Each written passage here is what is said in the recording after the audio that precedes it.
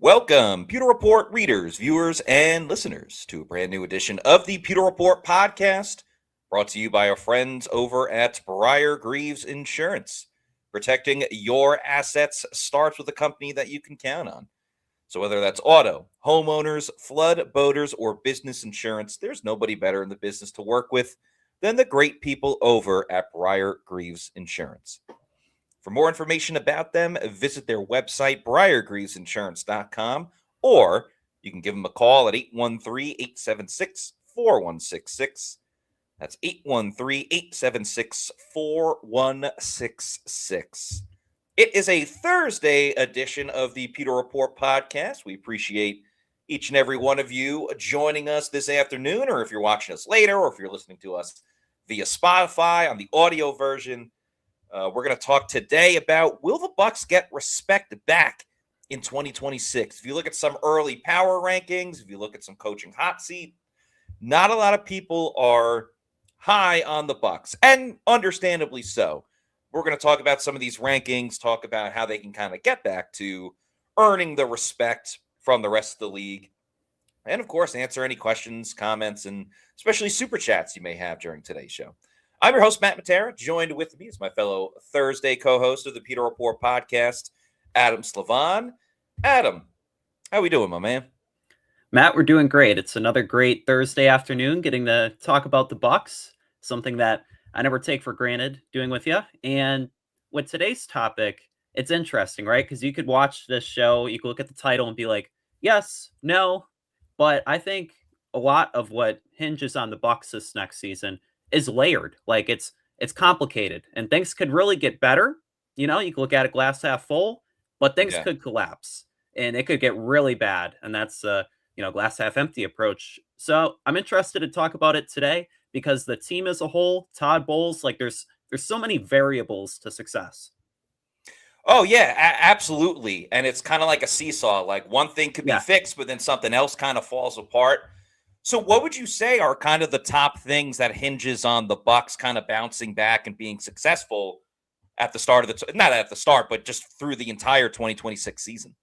Yeah, so I think it really starts and ends with Baker Mayfield and Todd Bowles. Those two men in Tampa Bay, like they got to bounce back in a big way. And you look at Baker Mayfield last season, he wasn't quite the guy that he was in 2024. He didn't have Liam Cohen. He dealt with some injuries. The offense dealt with some injuries, and they really regressed, especially late in the year when you have all the playmakers back and he still isn't making plays. And it was a tale of two halves, right? You look at the first 8 games and you're like, man, he's going to be the MVP front runner. He's right in the conversation with Stafford and May. And then all of a sudden he falls off, and he fell off in a major way. He looked like one of the worst quarterbacks in the NFL the last stretch of the season. So I think for him, operating with Zach Robinson, a guy that he knows, going back to his time with the Rams, it gives him more opportunities to have success. I think Robinson will help put playmakers in position, get the ball out real quick. Like that's what makes Mayfield successful. And I think if he's hot, you can't really bet against the Bucs in any game. And then you look at Todd Bowles, and man, he's a talk of the town, but so much of it is in a negative way. And he's really going to have to look himself in the mirror this offseason, and he has to trust his assistants. He has to get back to what works. And I think for him really to get the respect of people across the league, people in Tampa Bay, it starts with having a top 10 defense, but it's going to take a lot for him to win that back.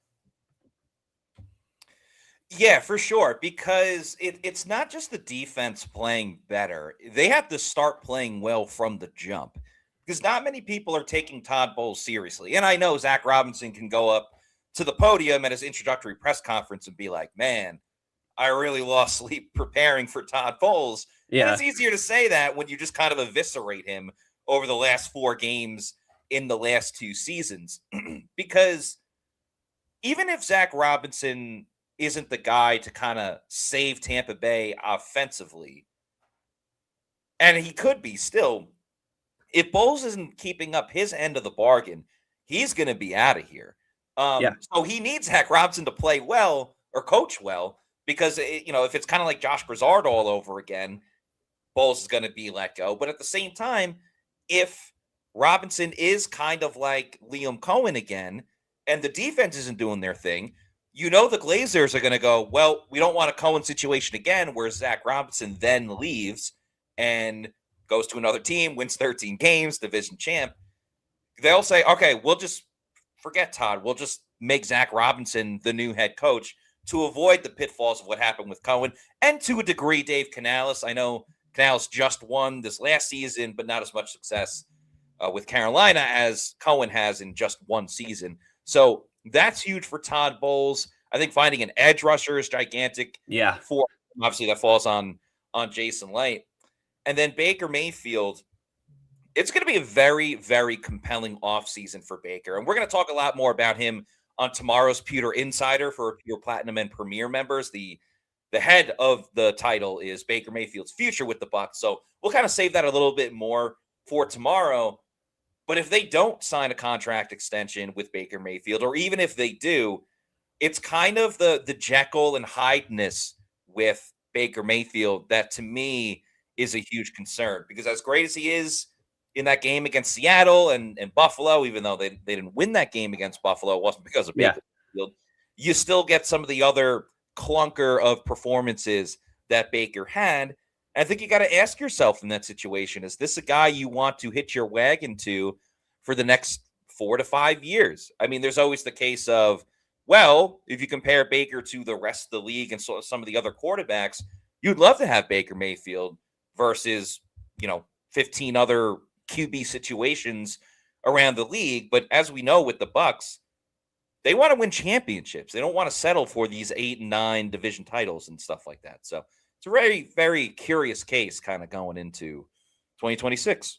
Yeah, and I think you outlined the picture well, because you look at Super Bowl 60, right? And you see the Seahawks and the Patriots. What did they both have in common? They had a top 5 scoring offense and a top 5 scoring defense. It can't just be one or the other. Like you saw in 2024, the Bucs, they met one of those criteria. They had the 4th best scoring offense. But what did that lead to? They got 10 wins and they were bounced by the Commanders. Like, it's going to take the offense and the defense getting back to the same level. And like, for the defense, they have to play like they did in 2019, 2020, 2021, that window of success. Like, they can't afford to regress, be a middle of the pack unit. Like, they're 20th in scoring defense last year, Matt. But like, you watch them game by game, and it's so much more underwhelming than that. Like, based on the talent. And I think the Bucs, like, talent-wise, and we could talk about the teams in the NFC South, I'd argue they still have the most talent. It's about getting the most out of that talent. Because you look at the defense, and you could say half the starting lineup is filled with solid starters, right? You have Vita Vea, Elijah Cansey if he's healthy, Yaya Diaby, the cornerbacks. If Zion McCollum bounces back, you have Tweez, you have Tyke Smith. Like, there's a lot of pieces, but now they really have to solve the puzzle that they've had so many issues with going back probably 3 years now. Based on what you just said, I get the feeling I'll know the answer to this, but we had a podcast the other day. Scott and I talked a lot about, is this team closer to a reload or a rebuild? Sounds like you're kind of in the boat. I think a lot of us are, that this team is closer to a reload than necessarily a rebuild. But how do you feel about it? Yeah, I would look at it from the approach. Like, I still see this team, granted that they play in the NFC South, they can be more of a 10-win team than a 7-win team. And it's going to take an offseason where they really have to hit on the draft again. Jason Light actually has to open up the pocketbook and get the Glazers' approval a little bit to sign a couple of free agents, because they need a talent infusion. I don't think this is necessarily a bad team. I think there's still a lot of really good pieces, especially you look at the offense and you're like, man, there is a lot of continuity there. There is a young offensive line. Baker, he's shown in the past that he could be a top 10 quarterback. Bucky Irving, I don't look at him as the running back he was last year. I still see him a little bit like the 2024 version when he ran for about 5.5 yards a carry. So I think with a couple of pieces, the right retooling, this team can get back on the right track. Yeah, it does feel like they just need a couple of tweaks. Like, one good edge rusher heals a lot of the wounds that this defense overall had, because it affects everything. It makes Yaya Diaby better, because ideally that edge rusher is, kind of forcing the quarterback towards Yaya a little bit more. It takes things off the plate of Vita Vea, and it certainly helps the secondary with having more time to, cover their wide receivers and tight ends, or get a couple of lollipop, throws based on quarterbacks getting hit. and things of that nature. But there are a lot of understandable doubters of Tampa Bay. And, now we're getting to the part of the offseason where, yes, there's a lot of focus on free agency and the draft, but we're still a couple of weeks away from free agency. And so you see some rankings come out, and one of them that we saw was this is from ESPN, the early 2026 NFL power ranking. So obviously, this is going to change at one point or another because of free agency and the draft and everything like this. But ESPN ranked all 32 teams with the understanding of it's early and things are going to change. Pretty much every team had their own beat reporter go and do a little write-up of their respective teams. Jenna Lane did it for the Bucs. The main thing for me, and you can check it out on ESPN, the main thing for me is that the Bucs are ranked 17th, which I find interesting. They are one behind Cincinnati, who is at 16. Dallas is one after the Bucs at 18. I'll just rattle off all teams really quick so those listening to the audio version can hear it. To no surprise, it starts with the Seahawks and then the Patriots.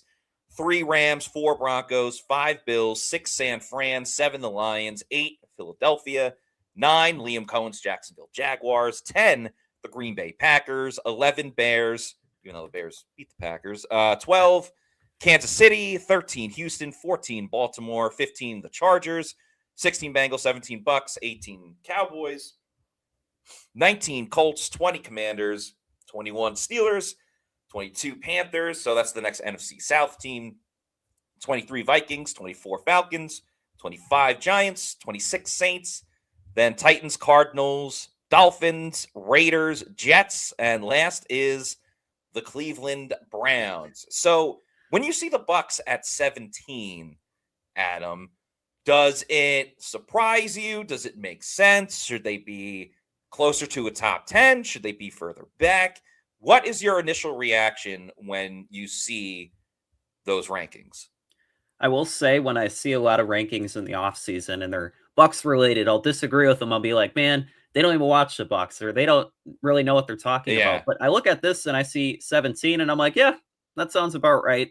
I think that they really fit into the 14 to 18 range and they're in the place where you don't really want to be. And that's mediocre. Like if you're basing this completely off last season, you're looking at a mediocre team. This is one where they could play like a top 10 team. They could play lights out. They could go up to Seattle, beat the Seahawks 38-35 and be like, man, they're right in the thick of the Super Bowl race. And then you look late in the year and they're losing to very lowly teams like the Falcons, the Saints. And in response, like those teams got juiced by beating the Bucs. So like they play like a top 10 team. They play like a bottom 10 team. What is the average, the equilibrium there? Middle of the pack. And unless things really change, I don't see them getting like too much better than that. Yeah, I felt the ranking was very fair. Another part of this too was there's like a paragraph write up for every team, and then also the first thing under the ranking is off season in 3 words. Like, what does each team need to accomplish? I thought it was very fitting for the Bucs. It says recapture their mojo, and I completely agree. I think that's what it's entirely about. We've seen this team when they're firing on all cylinders on both sides of the ball. We've seen when this offense can get in full motion and in full rhythm, and Bucky's running it well, and Chris Godwin Jr. looks like Chris Godwin Jr., and Emeka Egbuka is doing his thing. We also see when this defense can kind of swarm after the quarterback and make big plays, take the ball away, get back to stopping the run, and now not allowing kind of like the big splash plays that I think was a huge Achilles heel for Tampa Bay, especially when they were on that big losing streak following the 6-2 start. So it's kind of like a 2-part of recapturing their mojo. I think defensively, they got to recapture their mojo from the 2020 season, which means bring in more attitude. Now, you got that from a lot of veteran players. I'm not necessarily saying they need to do that, but just regain that attitude and swagger that left Patrick Mahomes running all over the place in the Super Bowl. And then for the offense, I think, you'll hear us talk about 2024 a lot during this offseason. Just, again, the explosive plays, the rhythm, the timing, the Baker Mayfield on the front of every conversation that is going to be talked about. And I know he was last year too, but that was the first half of the season. I'm talking about doing it all year long. They, without a doubt, have the capability. It's just putting it all together. And I think with Zach Robinson, with hopefully some new, fresh ideas on the defensive side, they can kind of regain what they found a couple of years ago. And you make a great point on each side of the football, the defense and the offense. But when you talk about the defense, like getting back to its 2020 form, like I'd argue they do need some swagger, and that would come by way of a veteran addition. Like we saw, and we were talking a lot of last week about Max Crosby and like the edge that he would bring to the Bucs. It'll it it does not necessarily need to be that kind of move, like getting Crosby, but what it could be is going out in free agency, getting a Khalil Mack, getting a Trey Hendrickson, Yeah. and Joey Bosa, somebody that's proven to be successful. And because you look at the Bucs right now, and they don't have a lot of swagger on defense. They have a lot of nice guys like Zion McCollum, Antoine Winfield Jr. Not anybody that's really gonna raise the room, raise their voice, and like bring some fire. Like it's a lot of lackadaisical. Like we're just getting through it. We're taking it game by game. It's like no, they need some fire, and that happened in Yeah. 2020 when you saw Shaq Barrett, Jason Pierre-Paul. You had Ndamukong Suh in there. Like you add some veteran pieces to what is a really good core, and that's going to dictate how far you go. And I think right now the Bucs, they have a good core in different areas. Like some pieces they might be a little bit older. Some guys might be looking for a bounce back year, but they just need a couple of players, Matt. And I think they can really get over the hump. And then you look at the offense and getting back to 2024, what's encouraging that in that regard is not just Zach Robinson being here, but the fact that so many players on offense, they were a part of that. Like we talk about like Yeah. the offensive line and how they've built up in recent years. And Mayfield, like he was a big part of that. But then you have the wide receiver core. It's better than it was in 2024. Well, you have Bucky Irving, who should bounce back. Sean Tucker, like a lot of players that were a part of it are still around.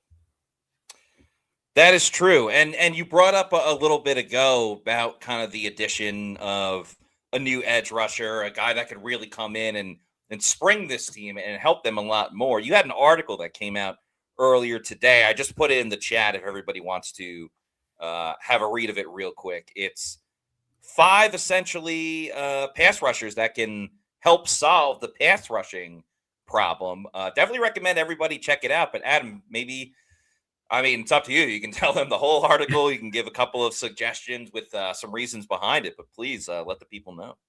Yeah, so I broke it up a little bit into different categories, right? Like you have the young, proven pass rushers, you have the 2 veterans that would like provide instant credibility, and then you'd have a guy who he's young, like he's shown flashes, but he also, might come with some red flags. So, like starting off the top, I had Adafe Owe and Boye Mafe.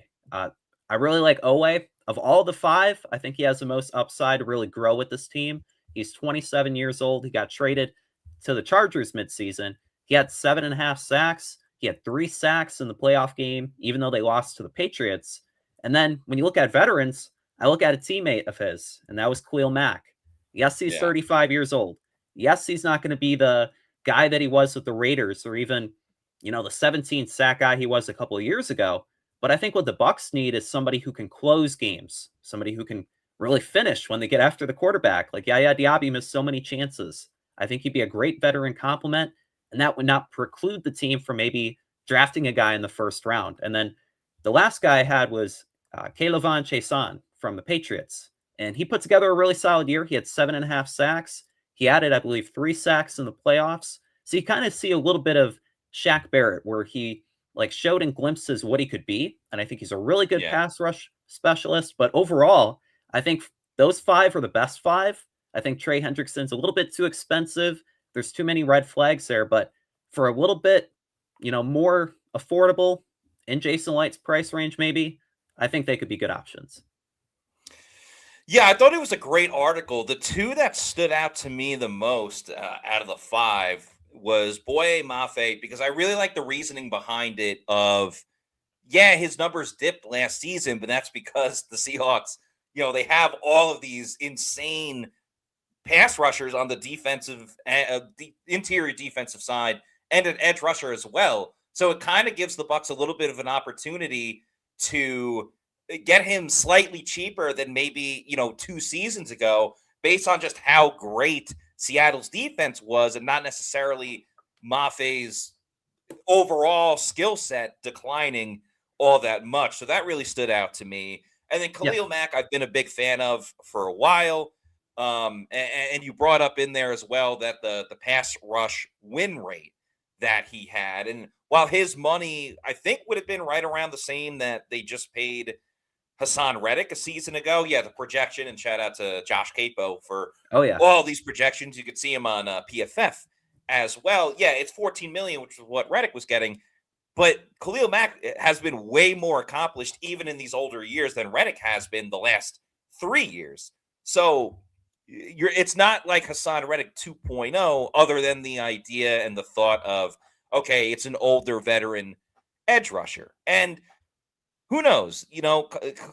Khalil Mack could end up staying with the Chargers. Obviously, he's familiar there. He does a lot of great stuff for that defense. But if he wants to come home to his home state of Florida, I think the Bucs would be a really good fit, as Steven Stansfield says. Florida guy, Khalil Mack. Yeah, shout out Fort Pierce.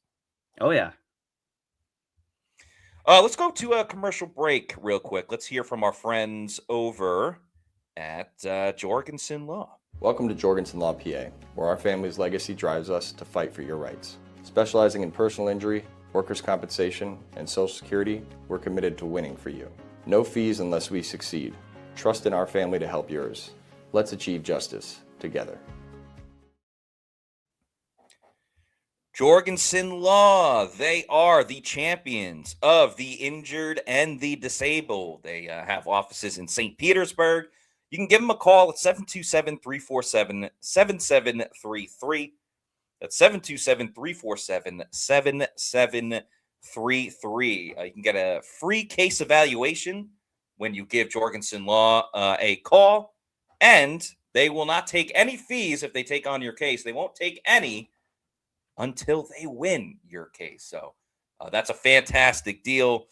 Jorgenson Law, they sponsored our injury report throughout the season. They're sponsoring a lot of our draft stuff coming up this year, and we're very excited to have them on board. So check out Jorgenson Law. They are the champions of the injured and the disabled. Excuse me. Saw someone in the comments mention Devin Lloyd.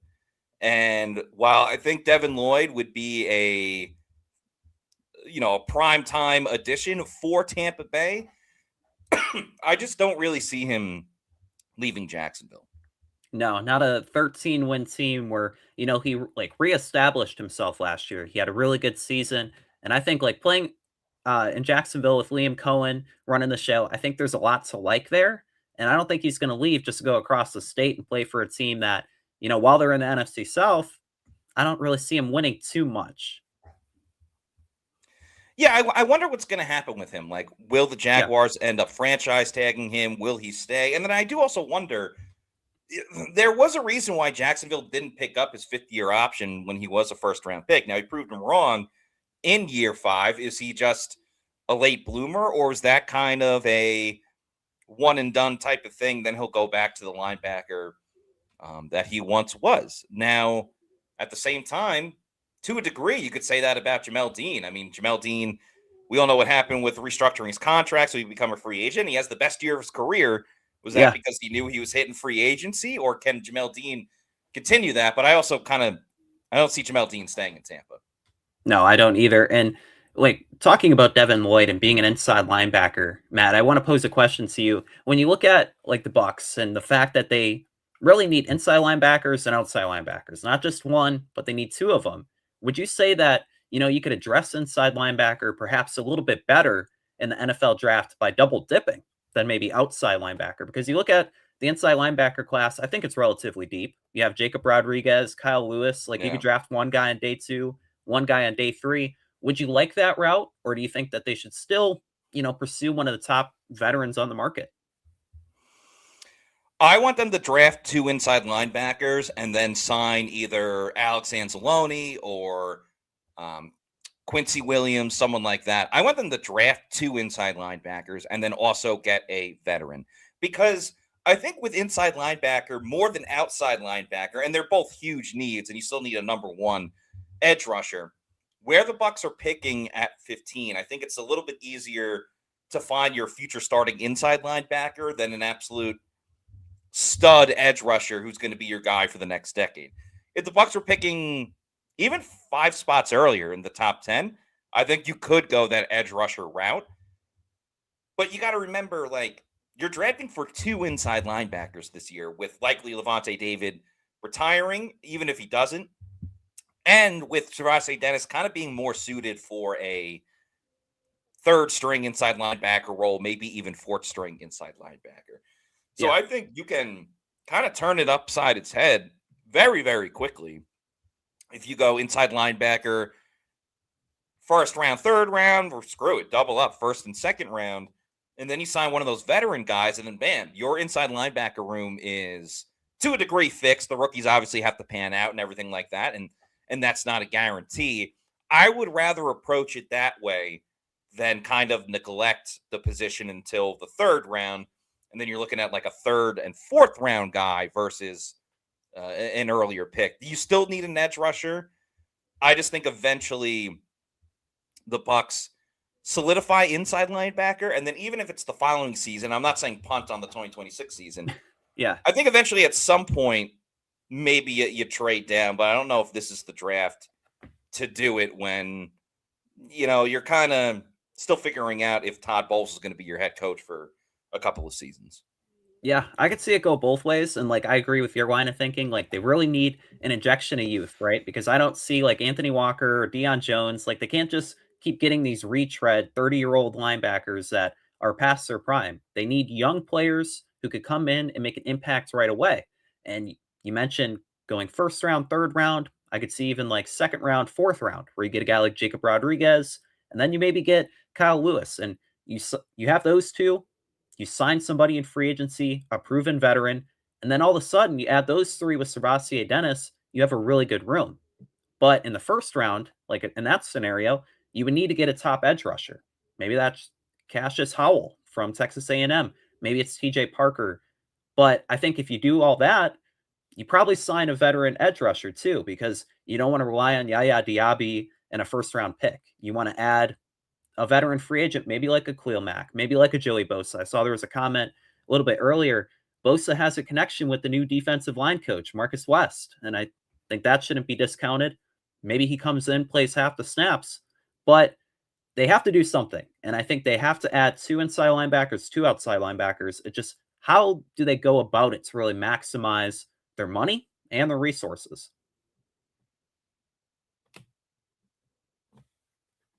Oh, Matt, I think you're muted.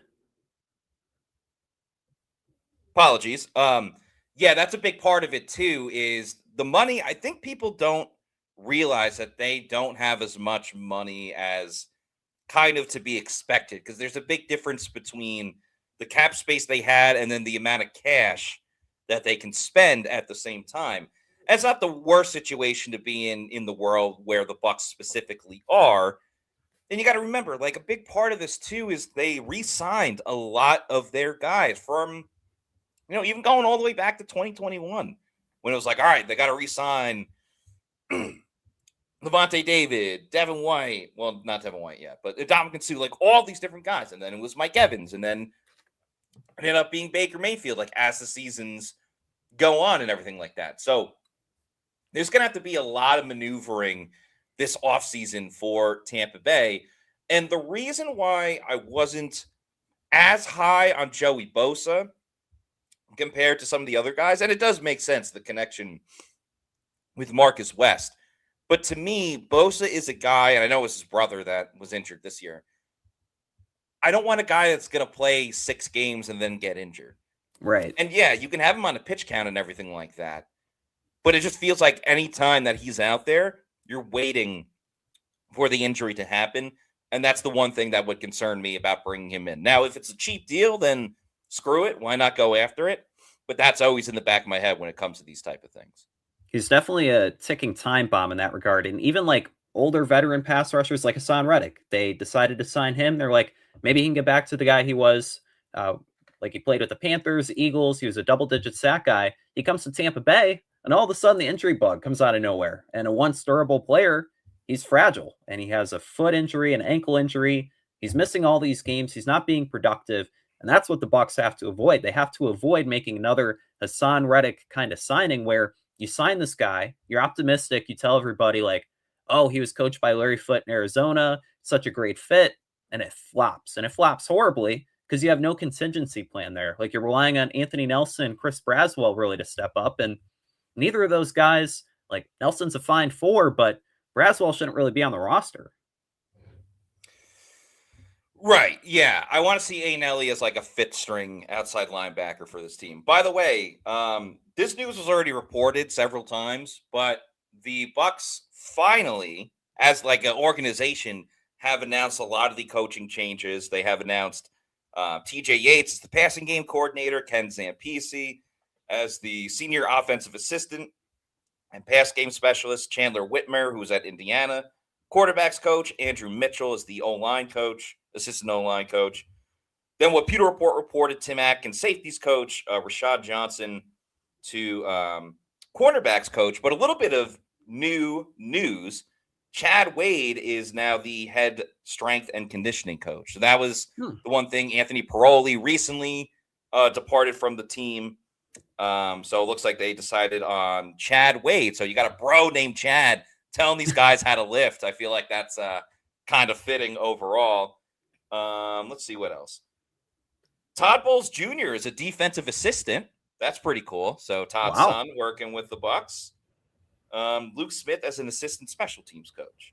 And then they mentioned Kefense Hinson, Brian Picucci, Anthony Paroli, Jordan Somerville, and Keith Tandy are no longer with the organization. So a couple of names we didn't mention. Todd Bowles Jr. is a defensive assistant. That's pretty cool to see, you know, getting into the family business of coaching. So that's super cool. But just wanted to inform everybody because the Bucs literally just announced it. But speaking of Todd Bowles, there was a ranking about how the team would look in 2026, and we just went over that. They were ranked 17th. The other ranking that this one directly impacts Todd Bowles, this came from Ralph Vacchiano over at Fox Sports, used to cover, I think, the Giants. He was in New York for a while, but now he works for Fox Sports. He did a top 10 power rankings of coaches on the hot seat. And Todd Bowles came in at number 3. I think a lot of people would have guessed that Todd would be number 1 on this list, but he is 3rd overall on the list. It's a top 10 list. We can kind of go into this one a little bit more. 1 is Aaron Glenn of the JETS, Jets. Nick Sirianni comes in at 2 with the Philadelphia Eagles. That one certainly raised some eyebrows. Todd Bowles at 3. Dave Canales at 4. Zach Taylor of the Bengals at 5. Shane Steichen from the Colts at 6. Kevin O'Connell from the Vikings at 7. Dan Quinn, Washington at 8. Matt LaFleur of the Packers at 9. And Brian Schottenheimer of the Cowboys comes in at 10. We can break all of this down. Before we do, I think it is important to recognize that this year, more than most, probably more difficult to kind of come up with this list because there were so many coaches that were fired or decided to leave. And then, so now you have all these teams with like either a first-year head coach or their, first season with the new team. So a lot of these guys are not going into the season on the hot seat, which makes me think it probably would have been better to just do a top 5 power rankings than a top 10. Right. But again, I'm not going to discredit his work. He brings a lot of valid points.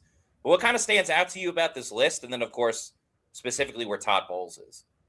Yeah, the 2 that stand out to me as guys that I don't even think really should be on the list are Dave Canales and Kevin O'Connell, because I look at them and I see 2 really bright, young offensive minds. Dave Canales, his Panthers won the NFC South. They've been trending in a positive direction for the past couple of years. And then Kevin O'Connell, for the work he's done in Minnesota, I think he's made the most of some questionable, maybe average teams. But then with Todd Bowles being number 3, I agree. I think Aaron Glenn, he's kind of on his last stand in New York already. with a lot of the moves that he made to overhaul the coaching staff. And then number 2 was Sirianni. And the expectations, I think, in Philadelphia are just so much higher than that in Tampa Bay, where, the Eagles are recent Super Bowl champions. They have a really good nucleus. And I think Sirianni has come into question for, his leadership and his ability to really manage the team. So with those two, notwithstanding, I think Bowles is right next up as someone who, he coaches in the NFC South. His team has had a 35-33 records, like very average to, maybe slightly above average reaching the playoffs. But now it's a make or break year. And I think going back to the theme of the show, will the Bucs get respect back? I think it's a lot easier for the team to get respect back this year, but it's going to be a lot harder, again, as we've mentioned, for Todd Bowles to really make up for his deficiencies and really earn the trust and earn the fanfare of some of the Buccaneers faithful.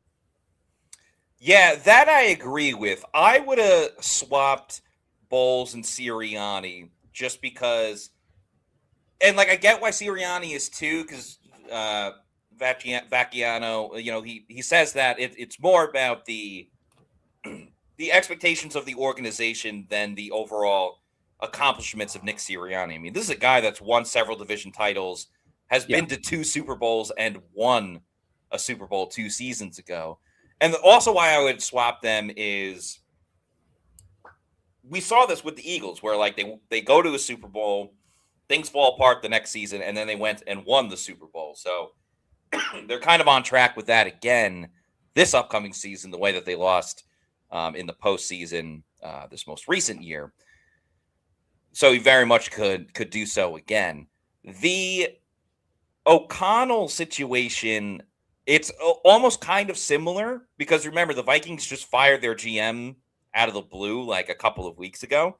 So it's one of the thing of kind of erratic ownership. And then I agree. Canales is, Canales is way too low on this list. The Panthers just had their best season in a decade, and now he's going to be on the hot seat. I get it. The Saints look pretty good. And they took the Rams as far as they could in that postseason game. So Canales, to me, is too low on this list. Shane Steichen, I think at 6 is a little unfair because the Colts were rolling up until the Daniel Jones injury, and that kind of changed everything. So I don't think he should be at 6. And again, this is a very difficult list to make when you look at all the criteria. I thought Brian Schottenheimer should probably be a lot lower on the list. I'd probably say Aaron Glenn 1, Bowles 2. I'd probably have Zach Taylor 3, just because it's all right, well, if you don't make the postseason again with the Bengals, you just got to kind of mix it up. And then 4, I guess you could say Sirianni. Yeah, Schottenheimer 4, maybe Sirianni 5. Because, Jerry Jones, we've seen him be erratic, make rash decisions, kind of pull the plug when it's probably not necessary. So, Jerry Jones is the first guy to be you know what? I'm not feeling it. Give me this flashy coach or big name or whatever the case may be. So, Schottenheimer at 10, I found very surprising. I did too. And, when you look at just a guy in terms of players, you see coaches, and I think Schottenheimer's, he's just a coach. He's average. His record isn't really, or his track record, his resume isn't really that appealing. But I think no matter how you slice the pie, Todd Bowles is top 5, and deservingly so, because again, there's just so much that has gone wrong in recent seasons when, things are rolling, and, they were able to overcome the midseason slides in 2023 and 2024. But in 2025, when the offense isn't doing that great, you really need Bowles and, his message of resiliency in the face of adversity really to pull through. And it didn't. And now, Rachaad White came out after the season. He said Bowles, he should have relinquished his play calling duties. If you have more players, Rachaad White's out the door, he's not coming back. But if you have more players being open about maybe some of the errors of the head coach, and they're not fully backing him and supporting his message and the chemistry that was so strong, if that starts to wane, those are the beginning signs where, there's that erosion that I don't think Bowles can overcome again. I think it's a good point or a good comment by Glenn Height, who says the Bucs always do better as an underdog. Yeah. And I think that's true because as we've seen the past couple of years, the Bucs typically play up and down to their competition for the most part. Maybe this year probably wasn't the best example from playing up to their competition because they got smoked by the Rams. And earlier than that, they got smoked by the Detroit Lions. But this is also the season where they had the highest of expectations in the Todd Bowles era. I mean, I think even when Bowles took over in 2022, yeah, you had Tom Brady, but it was also the Brady saga and a lot of like moving parts, and he certainly didn't have it with Baker Mayfield that first year for sure. Right. And I think that goes like to the point of, like whenever the Bucs were being talked about as being the best team in the NFL, like I remember seeing the Pat McAfee show in the locker room and they're showing the top 5 quarterbacks and you have Baker Mayfield right in the conversation with like Daniel Jones and Dak Prescott early on. It's like, as soon as that happens, as soon as they're seen as, the favorite, they start to slide. And that's why I can't totally discount or close the door on, like things completely bottoming out because, we've seen Bowles, and as much as he preaches about eureka moments and changes, as much as he, might overhaul the coaching staff. I mean, you look at the coaching staff, it's funny that his son's now on it, but what we were talking about in the point counterpoint and you brought it up, that West was really the only outside voice added here. Like there was a lot of promotions from within. Todd Bowles just maybe swapping out one yes man for another. Like it says defense at the end of the day. And it's like, how much change will there really be? There should be a lot of change from a player personnel side, but also a schematic side. Like you're looking at it, and it's like in 2022, under Byron Leftwich, the offense was really antiquated. Like it was really like, just old. The time has passed. You don't want the same thing to happen to Todd Bowles' defense. And unless he really, finds some different ways to maybe incorporate, I don't know, what the Seahawks are doing, what the Patriots are doing, the college level, like it's just going to be more of the same, man. It is, and we're going to talk more about that point counterpoint in just a moment. But first, got to talk about walk-ons. There are 3 walk-ons in the Tampa Bay area, one in Wesley Chapel, another in Midtown Tampa, and a third in Lakeland in no particular order. The Midtown one's not far from Raymond James Stadium, so it's an awesome spot if you want to, tailgate or pregame before going to a Bucs game or any event at Raymond James Stadium. They got a lot going on. It's awesome to watch when the Bucs are on the road because there's TVs galore. They have happy hour all the time. Especially Tuesday is the all-day happy hour, which is super cool.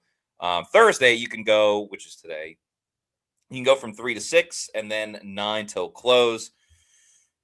They're all fantastic, whether it's the awesome food that they have, the boneless wings, the sliders, the boom boom shrimp, the regular wings. I had all that stuff while watching the Super Bowl when we had some people over. A great assortment of drinks as well. So you can eat like a winner and drink like a champ over at Walk-Ons. And you can watch all the winter sports on the big screens and with gold medal energy. Currently in the background, I got Team USA hockey, men's hockey going on. USA's up 4-1 right now as they go to intermission after the second period. So pretty pumped to watch that third period once this podcast is done. But Steven Stansfield says he's a fan of the wings, or at least I'm assuming that when he said wings. So yeah, shout out Walk-Ons. Make sure you check it out and enjoy all their delicious food and drinks. So we had a point counterpoint come out not too long ago. It was you and I, Adam, on it. And the topic was which new Bucs position coach brings the most optimism? And you went with Rashad Johnson, which I think is a great answer. But what makes you optimistic about Rashad Johnson, the new cornerbacks coach of the Tampa Bay Buccaneers? Yeah, I will say that, I was reading like your counterpoint after the story went up, and it's like you make a great point that, why should we be excited about Rashad Johnson? He's just a guy that was under Kevin Ross, and he was only elevated after Ross got fired. But I look at Rashad Johnson, what stuck out to me first was seeing what he did at the Senior Bowl. And it's like when he's around these young guys that are 22, 23 years old, how does he respond? How does he relate? How does he get the most out of them? And you saw him like jumping on the sidelines, patting him on the back. like you saw more energy really than, Kevin Ross ever showed. He's 25 years younger, and his responsibilities, I think, are significant in what he did in recent seasons. Like, he moved up the coaching ladder really quickly. He started off as a defensive assistant in 2022. He worked his way up as the assistant secondary coach from 2023 to 2025. You might ask, like, what's his role there? Well, it was coaching up the nickelbacks. You had Christian Izien, an undrafted free agent, come in. He played really well as a rookie. Then you had Tyke Smith, and then last year you had Jacob Parrish. And I think his work and what he was able to do, I think, is really underrated. Like, he taught and he coached up players on the fundamentals, working within Todd Bowles' complex scheme, and it really served, as I mentioned, as a launching pad. Like, you saw Izien, like, he started to play safety. Like, you could trust him to handle outside corner. Like, Tyke Smith became a strong safety, and now the argument is for Jacob Parrish really to be an outside corner. Like, should Jamel Dean leave and they can't find a replacement? So I think he was the right coach to be the cornerbacks coach, but now it's going to be like, what's really going to make him money? What does he do with Zion McCollum? Can he bring Benjamin Morrison up to speed and establish him as really a starting corner? That's going to be the question mark, and that's going to determine how successful he is. Yeah, I like Rashad Johnson as a coach. It's just point counterpoint. Yeah, you got to pick someone else. And if I was arguing against Rashad Johnson, that's kind of how I looked at the article itself. But I think the biggest thing, and I agree with your point about him coaching at the Senior Bowl. I think it's great that he has NFL coaching experience. The big thing for me really was the development of the nickel corners, as you were just talking about, because it's not just like, hey, he improved this one guy. It's season after season after season where he's been getting the best out of the guys at that position. You've written about Christian Izien as well, as he's kind of the free agent that's kind of getting forgotten by Tampa Bay with all the Mike Evans news and looking at a couple of other options. But I think Christian Izien can be a very important piece. Tyke Smith, the Bucs needed him at safety, or else I think he would have been, even better in year two as a guy in the slot. But it made more sense for him to go with strong safety. Yeah. And Jacob Parrish, we'll see what happens at the corner position with Morrison and Zion. But Jacob Parrish, it feels like he's got a home when it comes to that position, playing in the slot, playing at nickel. That could be his spot for several years to come. I mean, he just had his rookie year and was tied for second on the team in interceptions with 2 interceptions. So I'm more optimistic on Rashad Johnson than probably what the article says. The reason why I like Marcus West is, everything that I say about in the article, that this is the guy. So it's different from Charlie Strong, because you could read the headline and say he's bringing, an outside perspective of everything. And someone could read that and say, oh, well, that's the same thing about Charlie Strong. But it's different than Charlie Strong, because Marcus West has been with the Bills for the past 4 years, I believe. Like, he was currently coaching in the NFL. When Charlie Strong was hired by the Bucs, he wasn't doing anything last season. His last coaching gig was with Alabama, and I think Nick Saban, I believe. He was an analyst. He wasn't even a coach. Right. So that was 2023. The last time he was in the NFL was 2021. So you're talking about a guy that hadn't been coaching at the NFL level in 4 years, and a guy that had success as a head coach like 15 years ago. Marcus West is the guy that's trying to improve in his career, was coaching in 2025 under a defensive-minded head coach in Sean McDermott. And, maybe 2025 didn't go the way, certainly at the Bills wanted, but I think even the defense as well. But you look at the players that he was able to coach, and younger players earlier in their career, whether it was AJ Epinesa, whether it was Greg Russo, Ed Oliver as well. Leonard Floyd was like another guy that he got to kind of grow and develop a little bit more. And, now he comes and he's going to coach Vita Vea and Kalijah Cansey and have Elijah Roberts in his second season with a little bit more pass rushing prowess and a off season of hitting the weight room and seeing how he grows as a player. that I think is going to be so crucial to this team. And who knows what's going to happen in the draft? They could very much go Yeah. with a defensive tackle. And if that's the case, I like the idea of Marcus West developing this player. Yeah, I do too. And West would have been, like my other option because you look at all the assistant coaches that were added, and like you look at the offensive side under Zach Robinson, like TJ Yates, Zampezi, like Brian Mitchell, and you might think those are solid hires, but I think where Todd Bowles really needs to hit it out of the park is with some of these defensive guys. So that's why I liked Rashad Johnson. I thought he was a good fit, but then also somebody like Marcus West, who like the defensive line right now, Matt, I think is at a crossroads. And I'm going to have a story coming up kind of describing that. And it's like you look at it with Vita Vea, and he's 31 years old. Life for defensive tackles isn't too much longer. And Kalijah Cansey, I think he's a first-round talent. I don't think the Bucs picked a bust or a bad player. It's just he hasn't been healthy. Like he led the team in sacks in 2024. And then Elijah Roberts, I think, has a lot of potential. But what else? Like, what else is there? Like, Greg Gaines and Logan Hall are free agents. The position is really going to need to be solidified. And I think West is a good voice. He's relatable, like Rashad Johnson. I think he's 42 years old. Like, he's going to be able to coax more, I think, out of Vita Vea and Kalijah Cansey than Charlie Strong did. Every time I saw Charlie Strong, I saw like a little Todd Bowles light where he's just kind of standing over there, like with his arms crossed. You want somebody, like you pointed in that picture there, like he's training with these players. Like I've seen Larry Foote put on the little things before and he's knocking the players. That's what you want. You want a coach that really gets into it with the players. And I think West could do it. Yeah, they just got to make sure there's not a lot of yes men still in the room for this team. What I will say yes to is playing a round of golf, and definitely recommend everybody check out Heritage Isles. It is ranked in the top 3 best value courses in the Tampa and St. Petersburg area by Golf Advisor. They are a country club, but they're open to the public as well. So don't think just because it's a country club that you can't go and play. They have very reasonable prices.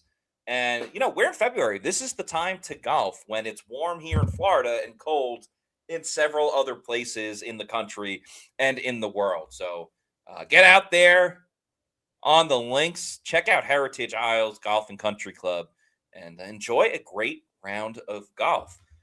Also need to give a shout out to our Pewter Platinum members. Thank you so much to each and every one of you for your support of PewterReport.com and Pewter Report TV. We're going to let that scroll along the bottom. Just a reminder yeah, it is. So that's why we're going to let it scroll. But thank you, everyone, for your support. We're going to have a Pewter Insider coming up tomorrow. Baker Mayfield's future with the Bucs. This will be at 1:30 for the Pewter Insider. Is Baker Mayfield going to sign a contract extension? Is he going to play it out and bet on himself? If he does sign a contract extension, what does that look like? If he balls out and decides to come back to Tampa Bay, how much is that going to cost him? Are they going to franchise tag him? And of course, we always answer every question, comment, and well, it's not really super chats because it's the Pewter Insider, but we answer every question and comment during the Pewter Insider because it's a little bit more of an intimate show, and you can take the show in any direction that you want. So very excited for the Pewter Insider tomorrow, coming up at 1:30. And then on this Sunday, there is going to be another Bucs live mock draft. Adam, you're going to be on that on Sunday. Josh Capo as well. And I believe you have another guest too. Yeah, we do. So really excited. It's going to be our second of 6 shows this offseason. We're going to be joined by Real Bucs Talk's Michael Pless. And Michael Pless, if you don't follow Real Bucs Talk, I think you really should. He does great work over there, great analysis, research, film, study. It's going to be a great discussion because he has a lot of insight. He started to watch some of the players, some of the prospects that Tampa Bay could have their eye on. So check it out Sunday at noon. It's going to be a great show. Yes, it is. You guys do a great job with that. Some nice Sunday content as well, which football fans need since the season is done. The Seahawks are Super Bowl champs, and the Bucs are going to be trying to reach that this next season. The Super Bowl is in Los Angeles this next year, so A lot more to come with this team. Free agency is right around the corner. The draft, we're going to the NFL Combine in a little bit over than a week. So a lot more to come on PewterReport.com. Adam, any last thoughts about this Bucs team before we sign off, whether it's about the team, Todd Bowles, the coaching staff, however you feel? Yeah, I want to circle back a little bit to the Bucs getting respect and how that could really happen, because I think it's really, an open-ended discussion about, like, what does respect look like? Does it mean just winning the NFC South? Does it mean, being above 500, not getting 8 wins? And to me, Matt, when I see this team getting respect, it's getting 11 wins. It's not just being an 8 to 10 win team. Like, I need to see him take that next step, take that next leap, because I don't think the Glazers should settle for mediocrity. And if that's what they have in Todd Bowles, then they really need to, survey the whole landscape and see what other teams in the NFL are doing. Like, I see the Seahawks and the work that they did, because going into the season, they didn't really have, like a real superstar on defense. Like, they had a lot of really good players, but how did they maximize it? And you saw McDonald, he cooked up a masterpiece, and they completely overwhelmed the Patriots. Todd Bowles, he showed in 2020 that he could do that he could overwhelm Patrick Mahomes and the Chiefs, but can he do it again? Is he that guy? And I think for, getting respect, he needs to be. I think for Todd Bowles going into the 2026 season, and we've talked about it a good amount on other podcasts, is less is more. He's so complex with everything that he does, and you see it with the Mike McDonald defense. Less is more. Don't have your players think too much. Just have them know their assignment and attack their assignment to the best of their abilities, which is usually pays off for any team. But for Todd Bowles specifically, less is more. And if you want to see more content from PewterReport.com, less is more does not apply to Pewter Report content. Make sure you follow us on all of our social media on X, Facebook, and Instagram. We are at Pewter Report, and our YouTube channel is Pewter Report TV. One more reminder, the Pewter Insider tomorrow, Friday at 1:30, and then the live Bucs mock draft show with Josh, Adam, and Real Bucs Talks, Michael Pless. That'll be on Sunday. That's still coming up, so still plenty of Pewter Report content on the docket for everybody. But please like and subscribe. Leave a comment to Pewter Report TV and this show specifically. How do you think the Bucs will regain their respect? How do they go about proving it? Your thoughts on the rankings and the hot seat rankings and everything like that. We'd love to see everybody's opinion about it. But that's it for today's show. For Adam Slavon, I'm Matt Matera saying thanks everyone for watching. Have a fantastic weekend. Happy Valentine's Day, everybody. And we'll see you soon for another edition of the Pewter Report podcast. Out.